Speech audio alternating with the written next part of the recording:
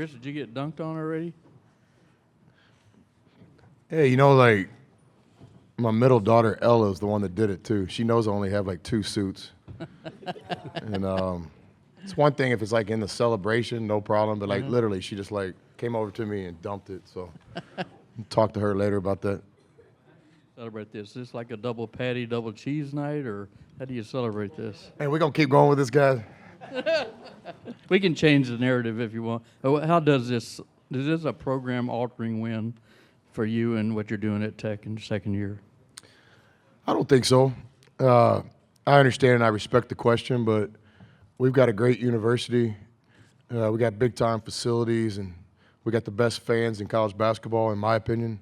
We're playing in one of the best conferences. I mean, this is what we should be doing. You know, a good season should be a good seed, and making a run every year should be NCAA tournament. So, you know, a lot of work went into this, but we're just getting started. And I told the guys before this ever started, you know, last Sunday, I guess it was, after the selection show, I was like, look, there's 68 teams in the tournament. A lot of the teams will just show up to be a part of it, and it'll overwhelm them. A select few, the Kansases, the Michigan States, the Dukes, the Carolinas, these type people will go to win the tournament.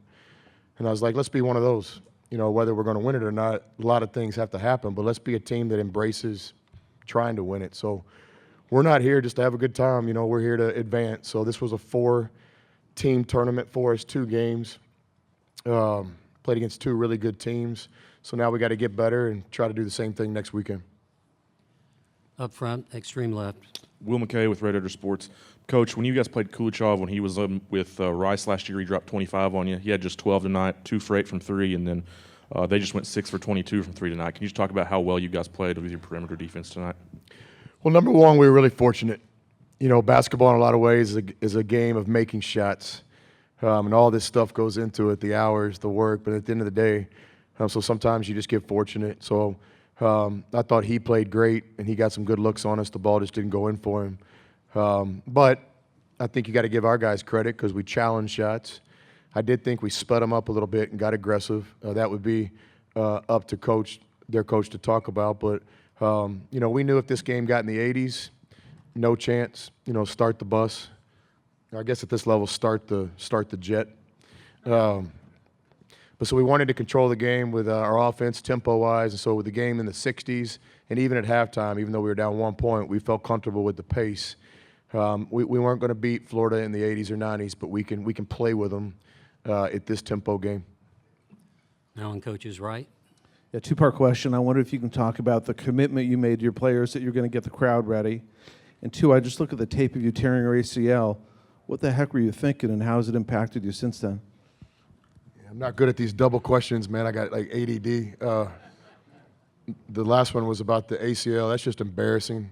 Set a flare screen in practice the night before the Iowa State game. Then had it all wrapped up during the game and told myself I was just going to, you know, just fake it. And then we had a play. Me and Naeem Stevenson disagreed on something that was going on the court, and I just lost my mind. So it's really embarrassing. But I always want to thank the people from Iowa because they didn't make that big a deal about it. Great basketball people in Iowa. And then what was the first part of the question? Your players said you made a commitment to keeping the crowd or getting the crowd ready. What did you do to make that happen?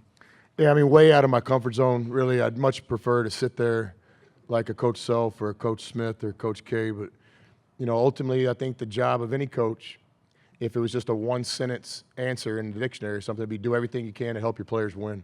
Win in life, win on the court off. And so tonight I felt like we worked so hard to get this seed and play in Dallas. So, you know, I got a little out of my comfort zone and kind of, you know, turned cheerleader a little bit. But I want to thank everybody for responding. I know I must have looked like an idiot a lot doing that, but anything to help our guys. You know, I would do anything to help our team. So maybe tonight in some small way I help get the crowd going. You know, I'll take it. Closing questions now. Let's go on the left side, middle. Ryan Willett, ESPN San Antonio. Coach, midway through the second half, when Chioza picked up his 4th foul, putting you in the double bonus, how did you take advantage of that throughout the rest of the game?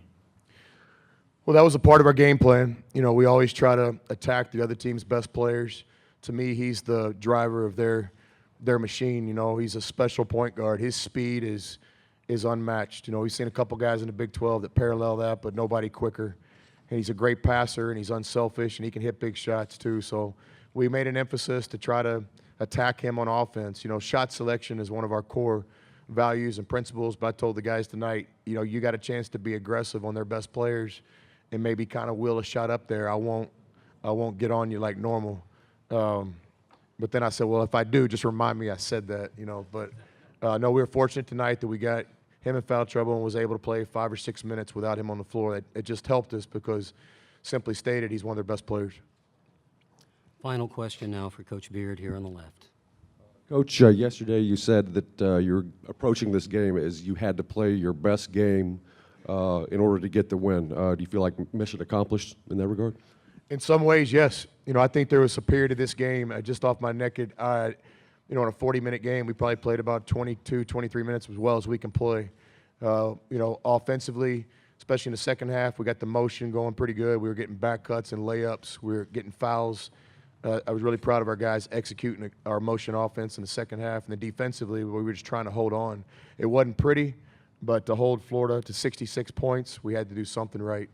So, yeah, I thought it was one of our better games. And, you know, I just want to coach these guys another day. That's the bottom line. Just having so much fun with this group.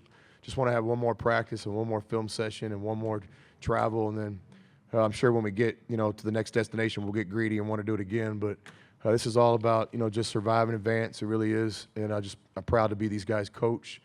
And just glad we get to live another day.